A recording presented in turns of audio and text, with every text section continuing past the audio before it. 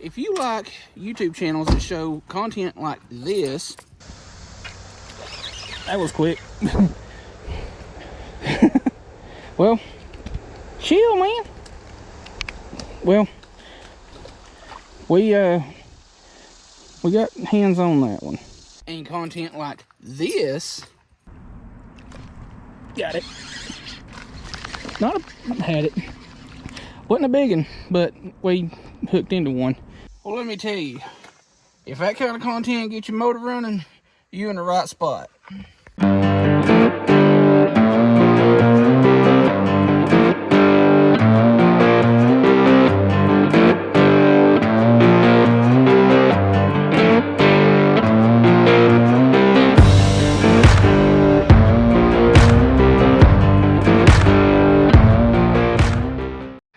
Alright, since the damage is done and I didn't catch anything at the first spot and didn't record an intro, which I think what's killing my fishing here lately is recording an intro and then not catching anything.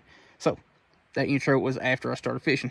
Anyway, what we're doing today is using JDM baits, and if you wonder what JDM is, JDM stands for Japanese Domestic Market, and there is a huge, huge fishing influence there. And what we're starting out with, and we got several baits to go through, and probably won't go through all of them today, but we've got a little Kitech, we've got a little Kitech monospin jig. It's a 1/16 jig. You can get them down to, I think, 1/32 of an ounce, and I've got a little 6 Sense Fishing 2.4 stroker crawl just cut down and put on there, and I'm going to be throwing that on my Dobyns Fury 661 Lite 8-pound braid, 6-pound fluoro leader. And the other thing that we're going to start out with, I'm going to be throwing it on my BFS setup. It's just a Kastking Zephyr BassPro Crappie Maxx 6-foot light rod. If you wonder what BFS means, that is Bait Finesse System. It's basically the ultralight side of bait casters. If you're wondering why people would use bait casters for ultralight setups, it's the same reason anybody would use them for, spinning setups. A lot of people are just used to bait casters, and that's what I want to use for their ultralight stuff. Anyway, we're going to start throwing a jackall yammy fish. It's a little 3-inch Ned bait. It's a denser material, so you can use lighter baits or lighter jig heads and still get down there, or even weightless. The jig head I'm using is actually a little bit too small. It's a Z-Man Micro Finesse 1/20 ounce, but we're going to start out with those. And this is spooled up with just some cheap 4-pound mono. This Kastking Zephyr, you ain't going to get more than about 70 yards of 4-pound mono on these reels. Like, that is as full as it gets, and you can see the bottom of the spool. Anyway, enough yapping. Let's get down here and fish, because we only have about an hour and a half, 2 hours to fish. Alright, starting out with our little BFS setup. I need to kind of check the drag. Now, with these BFS setups, this is more or less the ultralight side of, the spinning setups for ultralights, but that doesn't mean that you can throw just ultralight baits on these setups. Now, if you are willing to invest hundreds and hundreds, up to, $1,000 or more dollars into a BFS setup, you can throw trout flies on them. But this is about a $100 setup, about as cheap as it can get for BFS. So you just want to use smaller versions of your typical bass lures.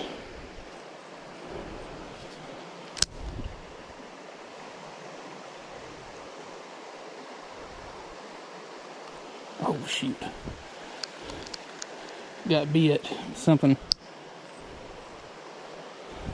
had her there.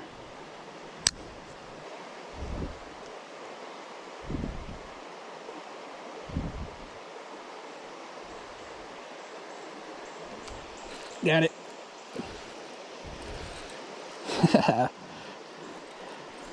One of the first fish I've ever caught, or not ever caught, but one of the first fish that I've caught on my BFS setup in a very long minute.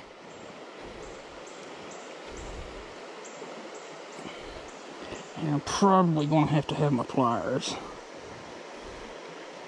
He's not hooked deep. Now, let you swim around for a second instead of being out of the water while I get the pliers.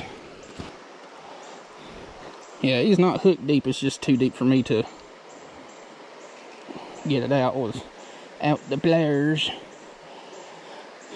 Anyway, really nice rock bass. That's a really good size for this creek. There are bigger, obviously. You've seen in my previous videos.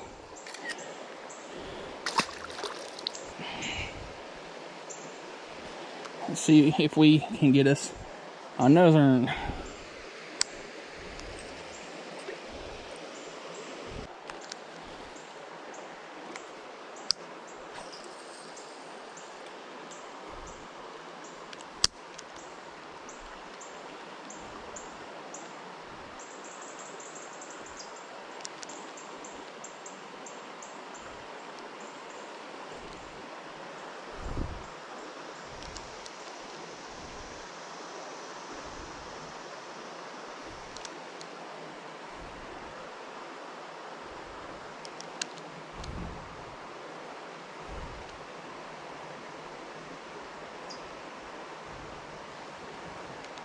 Oh. Jeez. I thought I had snagged, because I could see a rock about where this little smallmouth hit. But he just came up out of nowhere. Pretty little fish. Get my phone to work. Pretty little smallmouth on the BFS setup. But yeah, there's a rock right about where that fish hit at, and I thought I got snagged on that rock.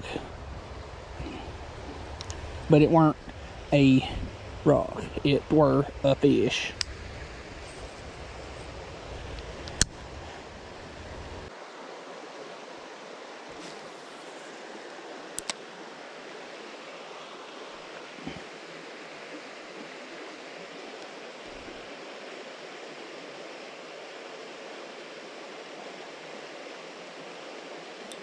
Oh, I got a fish on.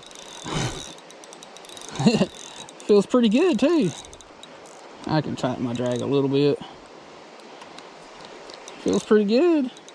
What is it? Dude!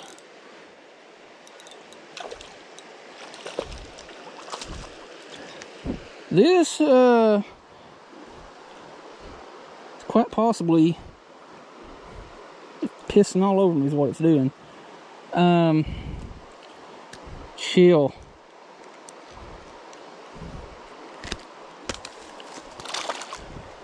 Well, I'm gonna have to hope and pray that I got a good picture of that, or a good image of that on my phone, or not on my phone, but on the camera. But that may well have been a redbreast green sunfish hybrid. It definitely had the characteristics of both. But we're going to give this spot a couple of more minutes, and then probably move on to another spot.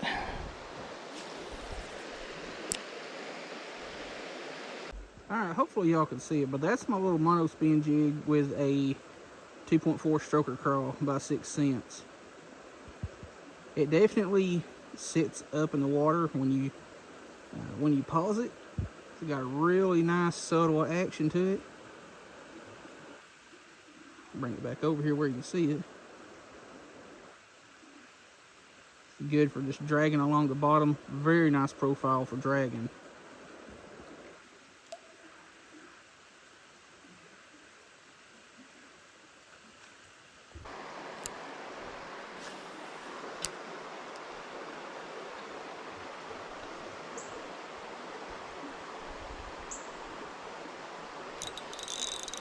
Got it.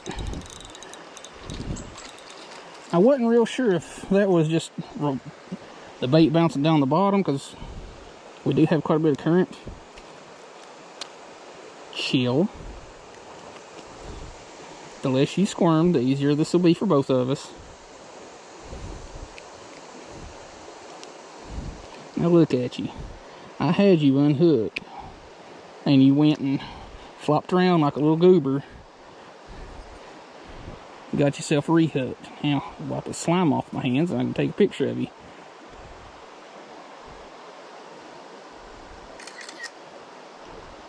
I don't don't need 2 pictures. Anyway.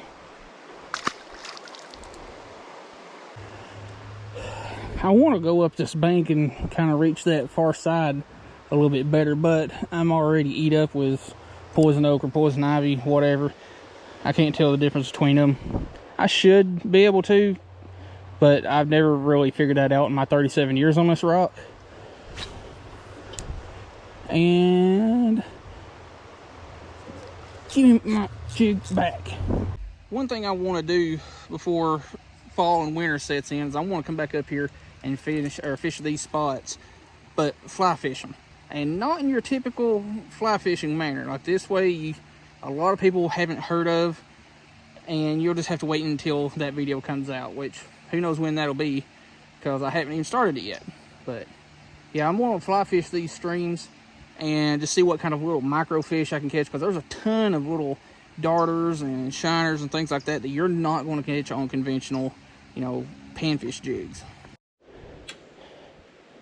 Alright, we're at the next spot, and possibly the last one, depending on how many fish we catch, because where I wanted to stop at, there's already 2 vehicles. Alright, what we got rigged up on the BFS setup now is a Kitech 3-inch leech and a Z-Man 1/20th ounce micro finesse head. Now, the people that are real hardcore into the JDM stuff would probably say Kitech isn't JDM. Well, it's listed as JDM on Tackle Warehouse, so deal with it.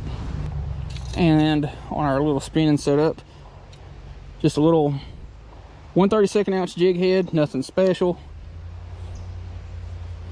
And I've got a wacky rigged OSP MMZ worm, and it's a freaking spaghetti noodle. It comes out of the mold like that to give it a more natural action in the water, more natural presentation. But I'm going to double hook this so that it doesn't come off or tear as easy.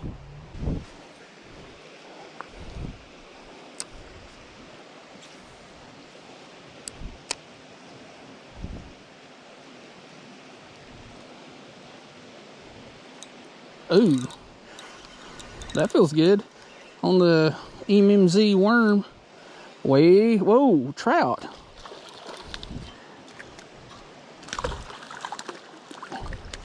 I was not prepared for this. I just came down here with some pliers and, well, that didn't count because we didn't get hands on it, and I ain't got a clue where that little worm went to. So unless I go back up to my vehicle and get another one, that's gonna be it for the MMZ worm. Well, I have snagged and broke off enough of my Z-Man Ned heads, so that's over with for now.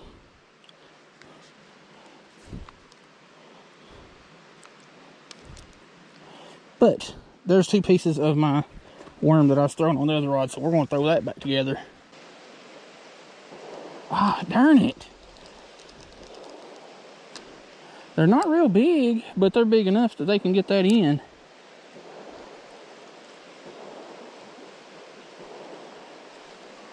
Gotcha. What he is? Really?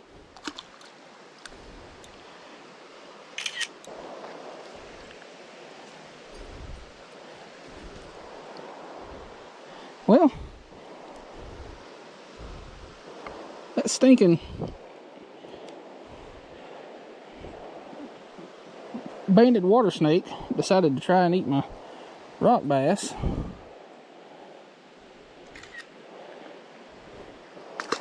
Sploosh.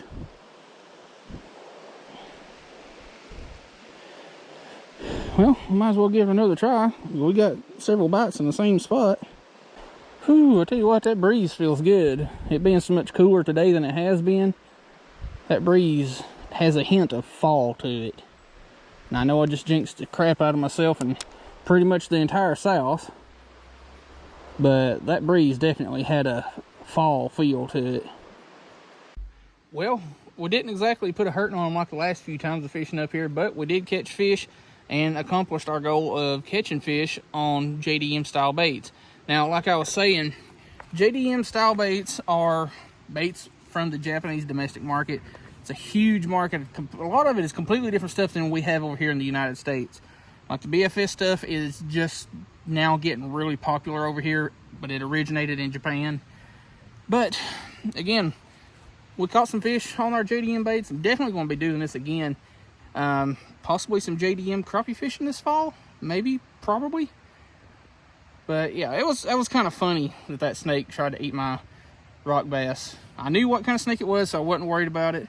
I know some people are going to freak out because they think the only good snake is a dead snake. But it was just a very, very common in little small streams like this, banded water snake. They can bite you, but they are not venomous, so they're not harmful to humans. So anyway, hope you liked the video. I'll leave links in the description to the rods, reels, all the baits and stuff that we used today, and maybe a few that we didn't use. So maybe if you want to check out the JDM market, or if you're even remotely interested in getting into BFS fishing, I'll leave a couple links to some videos where you can check that out, and links to gear that you can check it out also. Again, hope you liked the video. Thanks for watching.